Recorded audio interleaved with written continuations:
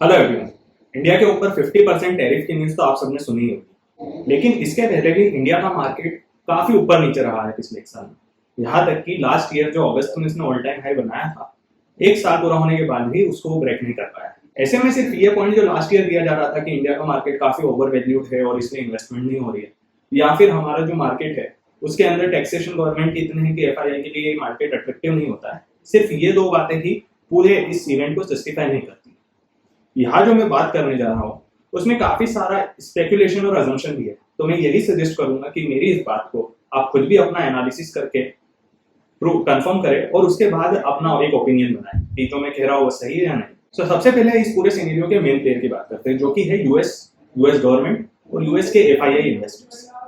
आप देखिए कि यूएस गवर्नमेंट ने इंडिया पे टैरिफ लगाया, इसी तरह के यूएस गवर्नमेंट ने काफी कंट्रीज पे टैरिफ लगाया और भी काफी ऐसे इवेंट किए जो ग्लोबल मार्केट, यूएस मार्केट और इंडिया जैसे इमर्जिंग मार्केट्स पे काफी फ्लक्चुएशन लेके आए। ऐसी भी काफी खबरें हैं कि यूएस के अंदर ये सारी चीजें जो है डोनाल्ड ट्रंप जानबूझ के करते हैं, क्योंकि वो एक बड़े बिजनेसमैन है, ताकि उनके इन्वेस्टर फ्रेंड्स और यूएस की बड़ी इन्वेस्टर कम्युनिटी और वो खुद उनकी कंपनीज बड़ी पोजीशंस ले पाए इस तरह के स्टॉक्स में और मार्केट्स में, और फिर वो उस सिचुएशन को थोड़ा सा नॉर्मलाइज कर देते हैं।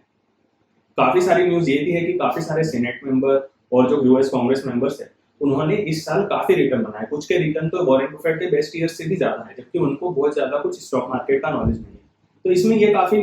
स्पेकुलेशन बन रहा है कि ये सारे जो मेंबर्स है उनके कांग्रेस के, वो कुल मिला के मटेरियल नॉन पब्लिक इन्फॉर्मेशन पे ट्रेड करते हैं, यानी पहले से उन्हें पता है क्या डिसीजन आने वाला, उस हिसाब से वो ट्रेडिंग ले लेते हैं पोजीशन, और उसके बाद जब वो इवेंट होता है ये आराम से अच्छा पैसा कमा के और निकलते हैं, जिसकी वजह से इनका अच्छा प्रॉफिट हो रहा है। नीचे मैंने आपको एक लिस्ट भी दी है कि सबसे ज्यादा गेन किन मेंबर्स ने इस साल यूएस के कमाया है। सो ऐसा आपने काफी जगह देखा भी होगा, नहीं देखा हो तो हम इंडिया की ही बात करें तो आप देखिए कि इंडिया के अंदर उन्होंने 50% टैरिफ इंडिया पे लगाया रशिया से तेल लेने के लिए, और अभी अभी वो रशिया से डील कर रहे हैं कि रशिया अपनी वॉर को रोक दे और उसके बदले में उसे काफी अच्छे डील देना चाह रहे हैं। तो ये तो बहुत ही उल्टी बात हो गई कि आप चोर को तो मतलब अगर आपको कोई लग रहा है कि किसी ने कुछ गलत किया तो उसको तो आप अप्रिशिएट कर रहे हैं, बट कोई व्यक्ति जो सिर्फ इस बात से मतलब आप कह रहे हो कि ये जो भी क्राइम किसी ने किया है आपकी नजर में उसका रिलेटिव है या उसको जानता है या उसका वो इनके यहाँ किराए से रहता था टाइप, तो उस वजह से ये पर्सन जो है इस पे आप पेनल्टी लगा रहे हो या जेल में भेज रहे हो टाइप की एक इवेंट हो रहा है। तो इस तरह की चीजें काफी सामने आई है दूसरी भी कंट्रीज में। एक और एग्जांपल आप समझिए कि इंडिया पे इतना खार क्यों खा गए, उसका सबसे बड़ा रीजन ये है कि इंडिया के अंदर जो एफआईआईज है उनको मौका ही नहीं मिल रहा एंट्री का सही टाइम पे लो प्राइसेस में। जैसे ही वो बेचते हैं, मार्केट गिराते हैं, इंडिया का जो डोमेस्टिक इन्वेस्टर है वो एसआईपीज इतनी बढ़ा चुका है कि जो म्यूचुअल फंड्स है वो रेगुलर बाय कर रहे हैं। पिछले एक साल में सितंबर से अगर हम अभी अगस्त की बात करें तो 3,10,000 करोड़ जो है वो एफआईआई ने सेल किया और 3,30,000 करोड़ डीआईआई ने बाय किया, जिसमें मेजोरिटी म्यूचुअल फंड होता है जो नॉर्मल रिटेल इन्वेस्टर का पैसा लगाता है। तो इससे साफ ये समझ में आता है कि इंडिया का मार्केट जो थोड़ा बहुत यूएस की पॉलिसीज पे जाता है, हम भी एक कैपिटलिस्टिक इकोनॉमी है कुछ हद तक, और इसलिए हमारा जो इन्वेस्टर है वो भी काफी समझदार हो चुका है, तो वो ऐसे इवेंट पे नीचे नहीं गिरने दे रहा मार्केट को, जिसकी वजह से ये एंट्री नहीं बन पा रही है। इसका एक सिंपल एग्जांपल आप ऐसे भी समझ सकते हैं कि आप पाकिस्तान को देखिए। जब हमारा इंडिया पाकिस्तान का एक 2 डे जो वॉर हुआ था उसके अंदर पाकिस्तान का मार्केट 15% तक चला गया था नीचे और इंडिया का मार्केट इतना नहीं गया। इसका एंड रिजल्ट ये हुआ कि यूएस के जो बड़े इन्वेस्टर्स है उन्होंने पाकिस्तान के मार्केट में एंट्री मारी, और जैसे उनकी पोजीशन बनी उसके बाद यूएस ने सीज फायर करने के लिए कोशिश की और सीज फायर करवा दिया,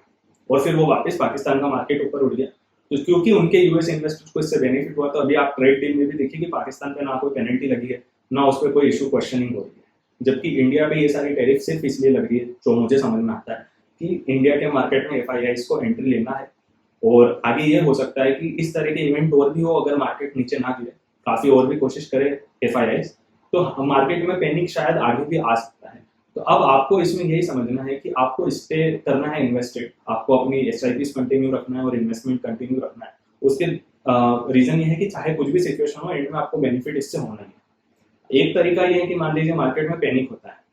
बट आप एक रेगुलर इन्वेस्टमेंट कर रहे हैं, तो पैनिक में लोग दूसरे सेल करेंगे, उसकी सेल पे जब वो प्राइस नीचे जाएगा एफआईआई बाय करेंगे, बाय करने के बाद वो रैली करवाएंगे, जिससे आपको जो आप इन्वेस्ट कंटिन्यू कर रहे थे, एक तो आप कंटिन्यू इन्वेस्टमेंट में आपको भी पता चल जाएगी डी, तो आप भी और इन्वेस्टमेंट बढ़ा सकते हैं और उसके बाद आप रैली को एंजॉय कर सकते हैं। सेकेंड सिचुएशन ये हो सकती है कि आपने इन्वेस्टमेंट किया,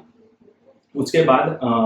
आपका इन्वेस्टमेंट कंटिन्यू है और दूसरे भी मार्केट के जो प्लेयर्स हैं उनका भी इन्वेस्टमेंट कंटिन्यू है, तो ऐसी डाउन साइड बनी नहीं रही कि एफआईआई लो प्राइस पे एंट्री करे, तो ऐसे में वो फिर हाई प्राइस पे एंट्री करेंगे या फेयरली वैल्यू हम उसको बोल सकते हैं उस पर एंट्री करेंगे और ऐसे में फिर वो उस मार्केट को भगाने की कोशिश करेंगे ऊपर। तो इन दोनों सिचुएशन में रैली होगी, कब होगी वो हमें नहीं पता, इसलिए लॉन्ग टर्म के लिए इन्वेस्ट करें। और इस वीडियो में अगर आपको आपके जो ओपिनियन है या एनालिसिस है वो मुझसे अलग है, आपको लगता है कि ये काफी ज्यादा स्पेकुलेशन है, कुछ सही नहीं है इसमें, तो जो भी आपके ओपिनियन है उसको आप कमेंट में बताएं, so that we can have a fair discussion और फिर हम इससे हमारी इन्वेस्टर कम्युनिटी जो है इंडिया की, उनका भी इससे बेनिफिट हो।